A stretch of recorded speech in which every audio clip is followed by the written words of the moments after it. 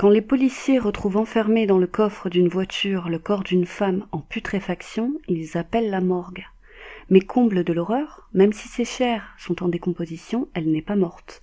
Elle s'accroche même désespérément à la vie, du jamais vu pour les enquêteurs. Reste à savoir pourquoi elle est là et qui lui a infligé une punition aussi cruelle. Aujourd'hui, la triste histoire de Maria Korp.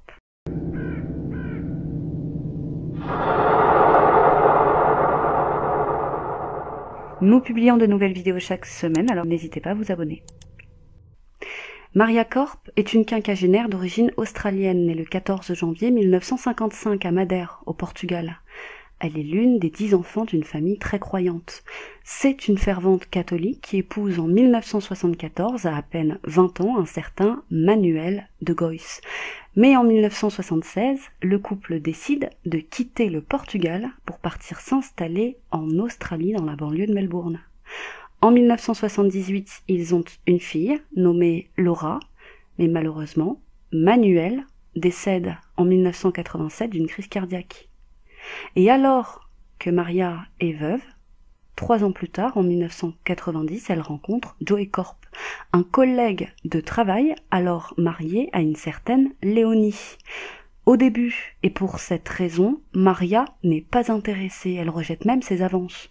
Mais elle finit par céder et quelques mois plus tard, ils se mettent à entretenir une liaison. Quand Léonie le découvre, elle ordonne à son mari de cesser de voir Maria sur le champ. Mais quand elle se rend compte qu'il ne compte pas mettre fin à cette liaison, elle plie bagage, prend ses enfants et quitte le domicile. Joey emménage alors avec Maria le 26 octobre 1991 et une fois son divorce finalisé, il épouse Maria. Joey avait 2 enfants de son précédent mariage avec Léonie, Mia et Steven, mais il ne vivait pas avec lui. C'est la mère qui en avait la garde. Ainsi, Joey, Maria et Laura formaient ensemble une famille recomposée heureuse. Et pour le plus grand bonheur de tous, le 6 décembre 1993, Maria donne naissance à un magnifique petit garçon prénommé Damian. Et malgré leurs difficultés financières, Joey travaille constamment. Et Maria, quant à elle, cumule 2 emplois, travaillant ainsi plus de 12 heures par jour. Et ce travail acharné leur permet en 1998 d'acheter un terrain vide et d'y construire la maison de leurs rêves. En 2004, une fois les travaux terminés, ils emménagent tous ensemble dans leur nouvelle maison. Et aux yeux de leurs proches, c'est la famille idéale. Le couple ne se disputait que rarement, avait une maison magnifique et de beaux enfants, que demander de plus. Mais le 11 février 2004, une ombre s'invite au tableau quand Joey rencontre Tania Herman, une mère célibataire de 38 ans avec qui il discutait sur Internet depuis 4 mois. Il lui raconte être un riche employé du bâtiment, s'appeler Joey Bronte et être célibataire. Rapidement, c'est le coup de foudre et ils se mettent à entretenir une liaison. Mais avec le temps, Tania découvre qu'il lui a menti sur de nombreuses choses, son nom de famille d'abord, son travail et surtout le fait qu'il soit marié. Au début, elle est confuse, mais quand Joey lui explique ne plus aimer sa femme et que c'est elle l'amour de sa vie, eh bien elle lui pardonne tous ses mensonges. Mais l'épouse légitime, Maria, est loin d'être dupe. Au bout d'un certain temps, elle finit par se rendre compte que quelque chose cloche, quand elle se rend compte que les voyages d'affaires de son époux deviennent de plus en plus fréquents et de plus en plus longs.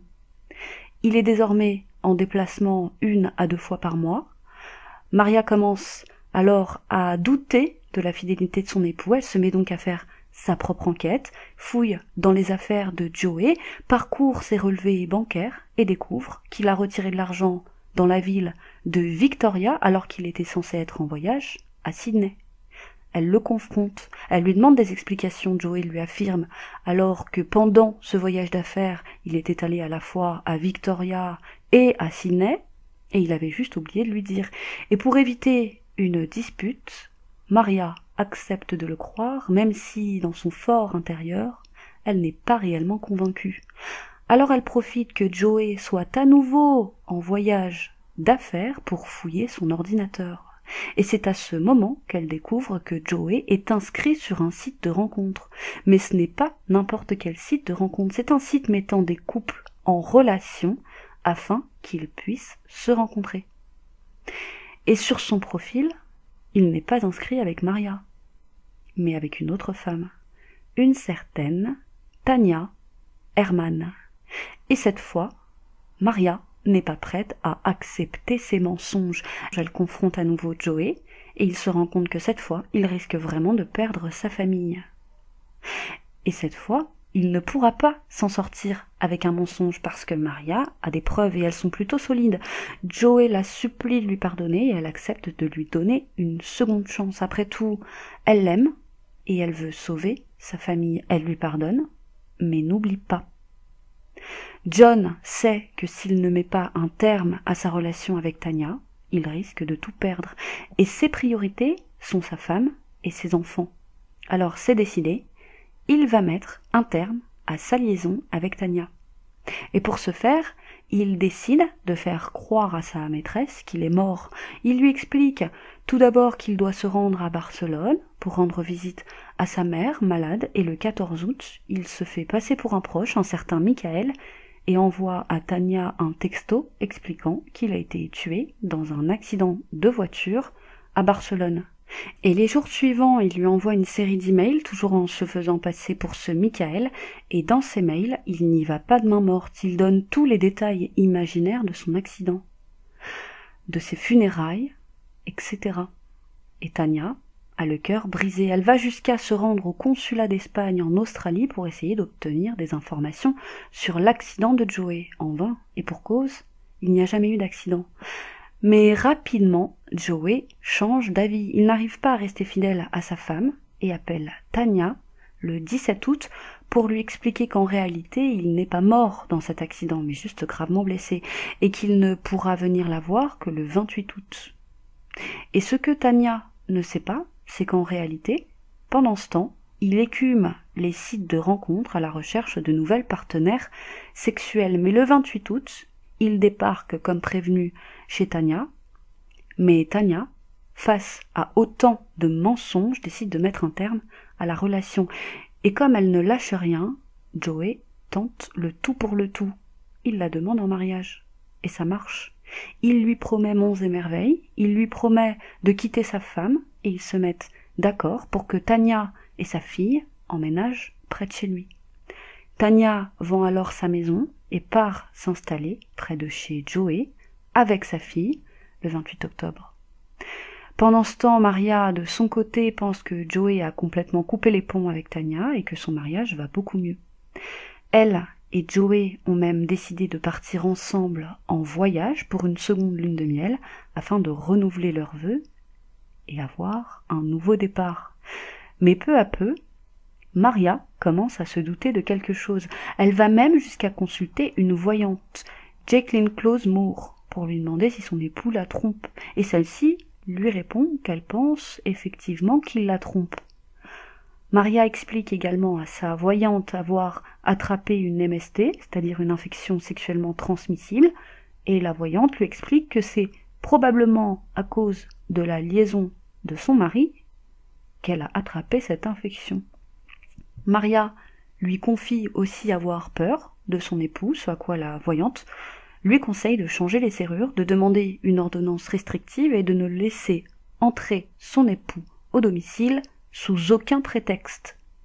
Maria se confie à ses amis, elle leur dit à eux aussi qu'elle a peur de son époux et donne même à une de ses amies proches un sac contenant les relevés bancaires de Joey prouvant la liaison extra-conjugale, des photos d'objets que son mari avait volés au travail, ainsi qu'un tuyau qu'elle craignait que Joey utilise pour se suicider. Elle lui dit de donner le sac à la police si un jour il lui arrivait quelque chose. Elle décide de fouiller le téléphone de Joey une nouvelle fois pour confirmer ses suspicions et rebelote. Elle découvre encore une fois des textos de Tanya, mais cette fois-ci, c'en est trop. Et un matin, alors que celui-ci rentrait à 8h15 après avoir passé la nuit chez Tanya, eh bien Joey trouve ses affaires devant la porte avec une petite note dessus. Prends tes affaires et va-t'en, sinon j'appelle la police. Tania t'attend. » Furieux, il prend une tige en métal, casse une fenêtre et s'introduit dans la maison. Il récupère une grosse somme d'argent qu'il avait cachée et demande à Maria de le laisser récupérer son ordinateur. Elle appelle alors la police qui arrive rapidement sur les lieux et elle leur explique que son mari la trompe et qu'elle ne veut plus de lui chez elle. Les policiers conseillent alors à Maria, comme l'a fait la voyante, de demander une ordonnance restrictive, ce qu'elle fait. Son époux n'a donc plus le droit de la harceler, menacer, et encore moins de l'intimider, voire même de l'approcher, à moins de 200 mètres de son domicile. Mais Joey ne s'avoue pas vaincu, et encore une fois, il la supplie de le reprendre, et il va même plus loin. Il menace de se suicider si elle le quitte. Et dans le fond, Maria l'aime, et l'idée de le perdre lui est tout simplement insupportable. Alors elle décide de le reprendre en espérant que cette fois, il arrête définitivement de voir Tania. Mais ce ne sera pas le cas et Joey continuera à voir Tania et à jongler entre ces deux relations. Et le mercredi 9 février 2005, quelques mois à peine plus tard, chose plus qu'étonnante, Maria ne se présente pas pour récupérer le petit dernier à l'école. Et ça ne lui ressemble pas, car en plus de ne jamais avoir oublié son enfant comme ça, eh bien elle n'a jamais été en retard à la sortie des classes. C'est la raison pour laquelle Joey se rend dans la journée au commissariat déclarer la disparition de sa femme. Il affirme alors aux policiers l'avoir vue pour la dernière fois à 6h30 du matin, avant qu'il ne quitte son domicile pour aller au travail. Tous les proches sont interrogés, la famille, les amis, Joey, les enfants, pour savoir si elle a des ennemis connus. Mais Maria n'est pas le genre de personne à avoir des ennemis, donc personne ne mentionne qui que ce soit, à part Joey, qui mentionne immédiatement sa maîtresse, Tania Herman. Mais il ne leur dit pas toute la vérité sur leur relation. Il explique que c'est une ancienne maîtresse pour qui il n'a plus aucun sentiment et qu'elle est obsédée par lui. La police commence à se douter de quelque chose et les inspecteurs décident alors d'aller parler à cette fameuse Tania. Mais Tania leur explique une toute autre histoire.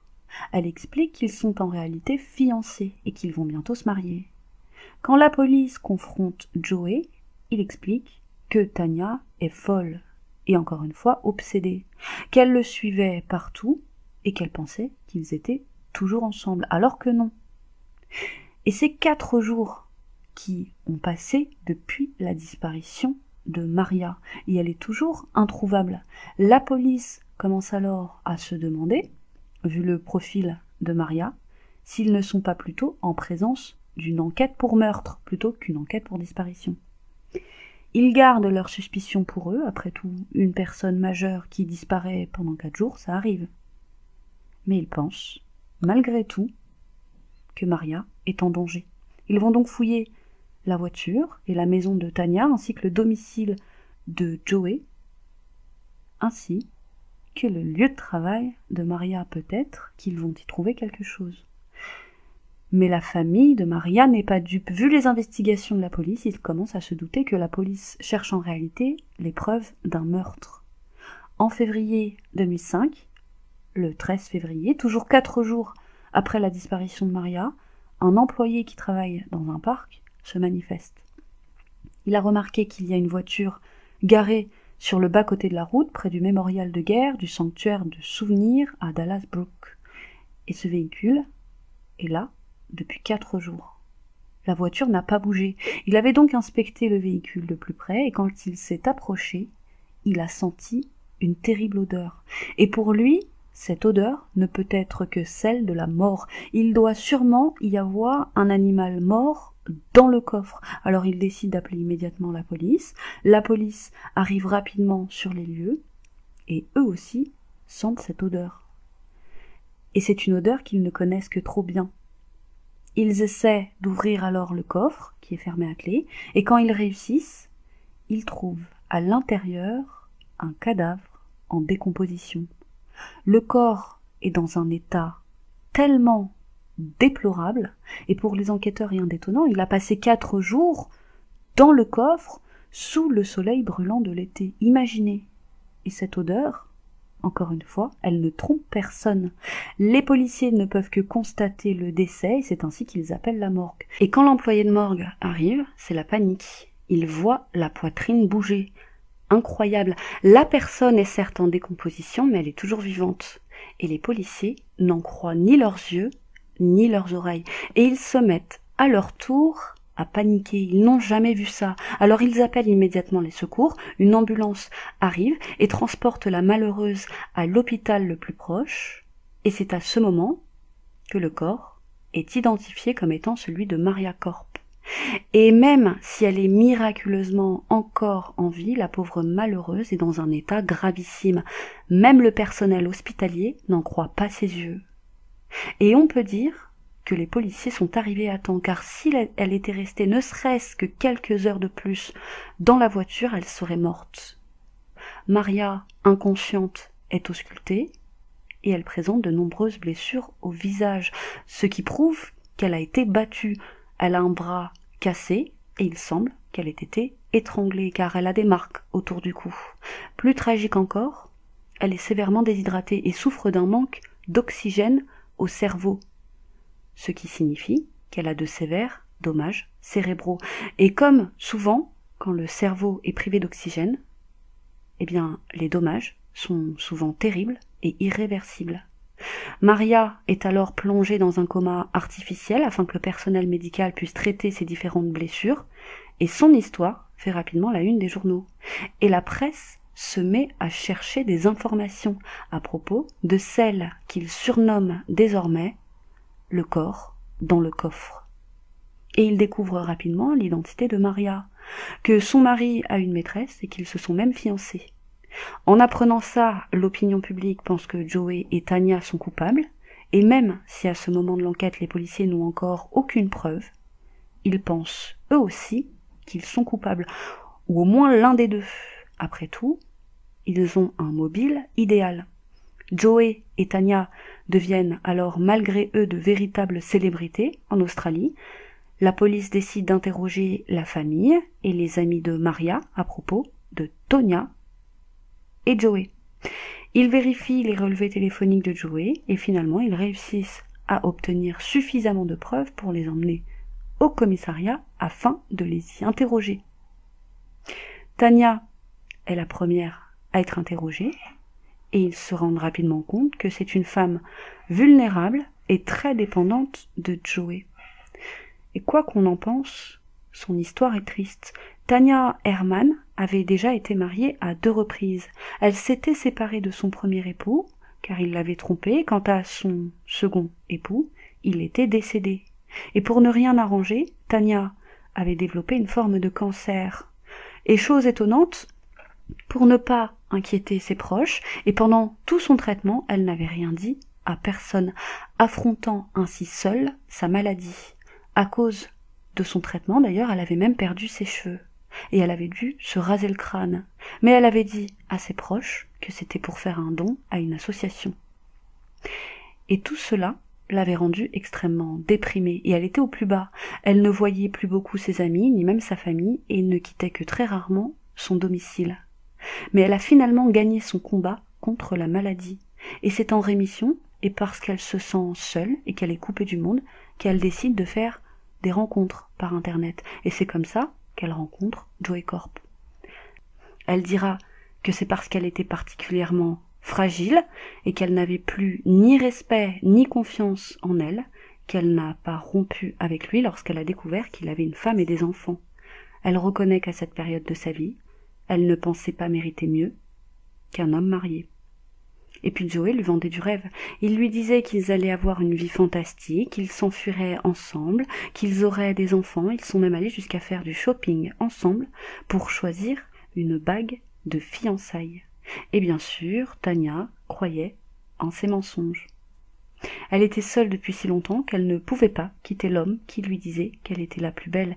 Et même si elle en a honte, elle est obligée de reconnaître qu'elle avait vraiment besoin de ça à ce moment de sa vie. Et Joey savait très bien qu'elle était faible et dépendante, et il se servait de ça pour lui faire faire tout ce qu'il voulait, d'après Tanya. Elle a même dit à la police qu'elle pensait qu'il lui faisait un lavage de cerveau. Il avait l'habitude de lui dire qu'elle avait l'air belle en noir, alors elle s'est mise à porter presque exclusivement des vêtements noirs.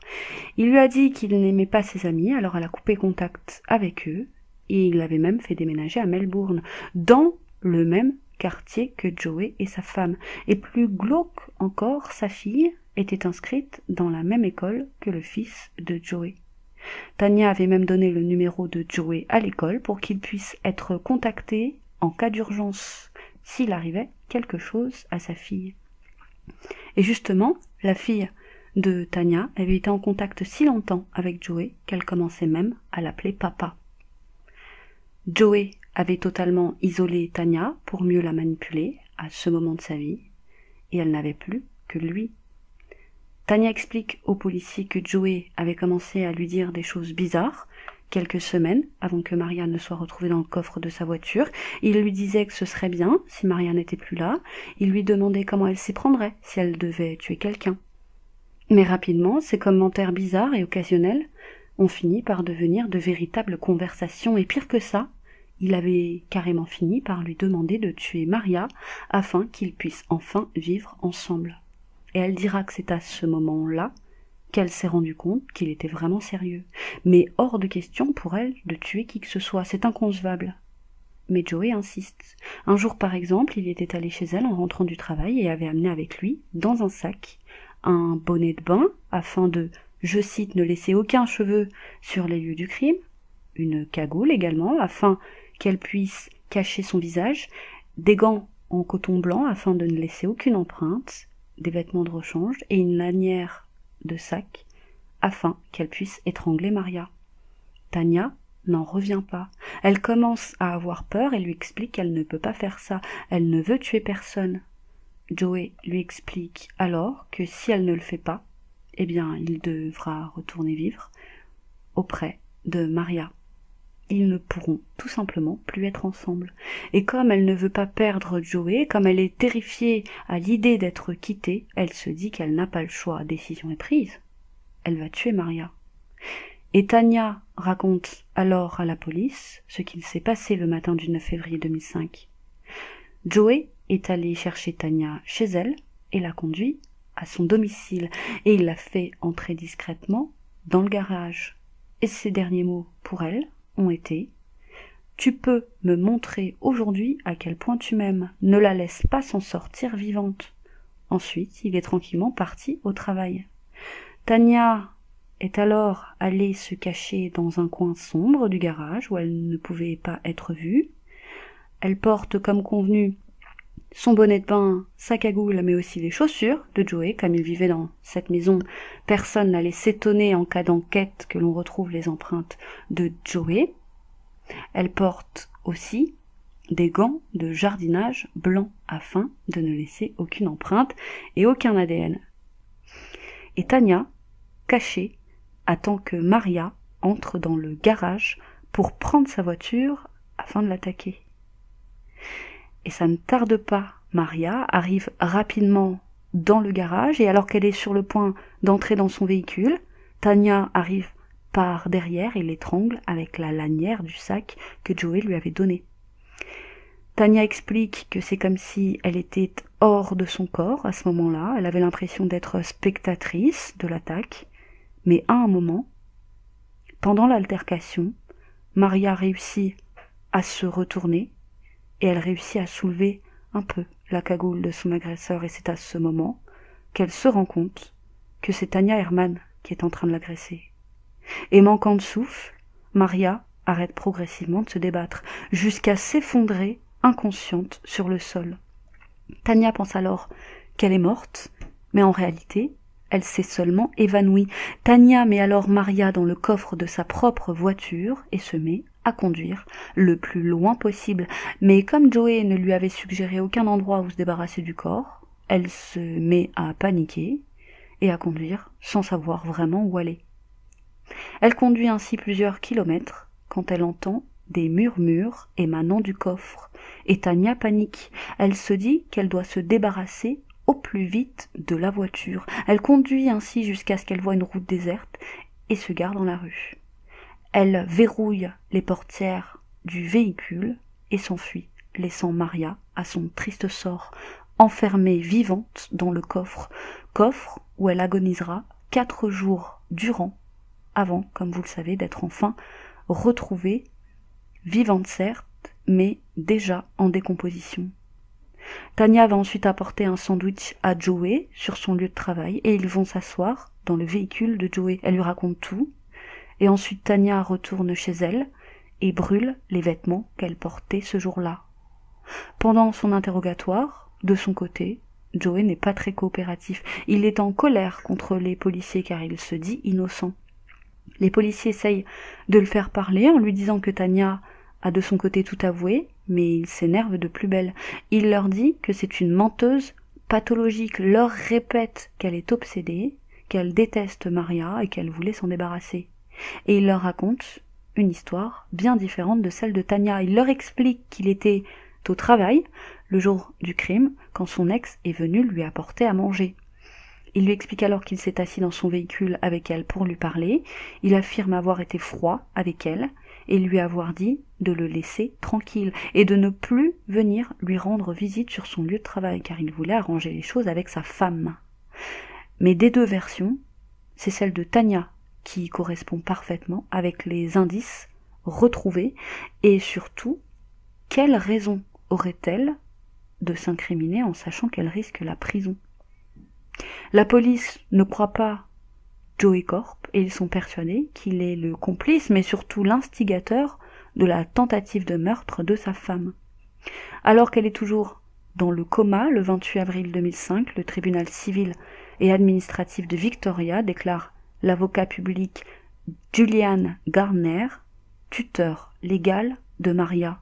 Et le 8 juin 2005, alors que Maria est plongée depuis déjà 4 mois dans un coma artificiel, la police, en plus des aveux de Tania, a suffisamment de preuves pour pouvoir poursuivre Tania et Tony. Tania plaide coupable pour toutes les charges qui pèsent contre elle et elle est condamnée à 12 ans de prison avec la possibilité de libération sur parole au bout de 9 ans. Elle n'est pas condamnée pour meurtre, mais pour tentative de meurtre. Maria étant toujours vivante. Et le même jour, Joey, qui est quant à lui poursuivi pour conspiration en vue de commettre un meurtre, plaide non coupable. Donc contrairement à Tania, il n'est pas jugé le jour même et est même libéré sous caution dès le lendemain, le 9 juin, dans l'attente qu'une date de procès soit fixée. Et je pense qu'il regrettera amèrement ne pas avoir plaidé coupable ce jour-là. Car pendant ce temps, alors que Maria est toujours plongée dans un coma artificiel, soudainement, son état se met à se détériorer. Le corps médical est unanime.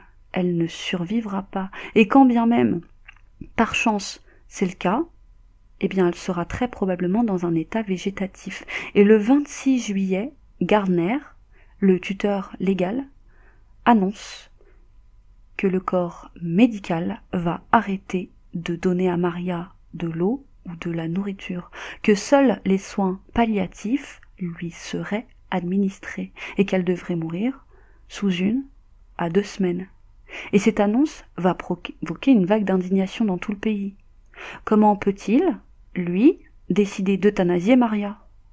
Et pour beaucoup, ce n'est pas éthique. En apprenant ça, Joey demande à ce que ses conditions de libération sous caution soient modifiées afin qu'il puisse rendre visite à sa femme mourante à l'hôpital. Pour beaucoup, c'est une aberration, mais contre toute attente, l'avocat public accepte une visite supervisée par la police et Maria décédera le 5 août 2005 avec Joey à ses côtés. L'opinion publique déjà en colère est sous le choc. Cette pauvre femme vient de décéder et c'est peut-être son bourreau qui l'a accompagnée jusqu'à son dernier souffle. Mais ce qui va apaiser la population, c'est que désormais, l'affaire qui était une affaire de tentative de meurtre est désormais une affaire de meurtre. Et les peines encourues sont loin d'être les mêmes. Tania, de son côté, est tirée d'affaire, entre guillemets, car elle a déjà été jugée pour la tentative de meurtre et elle ne peut pas être rejugée en vertu du double Jeopardy. Mais pour Joey, c'est une autre histoire. Il encourt désormais une peine bien plus lourde que s'il avait plaidé coupable lors du premier procès. Et ça, les Australiens en sont ravis. Les funérailles de la pauvre Maria ont lieu le 12 août 2005 et hors de question pour la famille que Joey Corp y assiste. Donc Joey décide d'organiser des funérailles en l'honneur de Maria chez lui, dans la maison qu'ils partageaient tous les deux. Il invite toute la presse, se saoule et chante des chansons. Une fois les médias partis, il contacte quelques journalistes ainsi que son ex-femme, celle, souvenez-vous, qu'il avait quittée pour Maria, et il leur annonce qu'il va se suicider. Les journalistes contactent alors la police qui arrive rapidement sur les lieux. Les journalistes n'ont bien évidemment pas attendu et se sont eux aussi précipités sur les lieux, et les personnes présentes pouvaient voir Joey à travers la vitre du garage, debout sur une échelle avec un nœud coulant autour du cou. Et il était toujours au téléphone, d'ailleurs.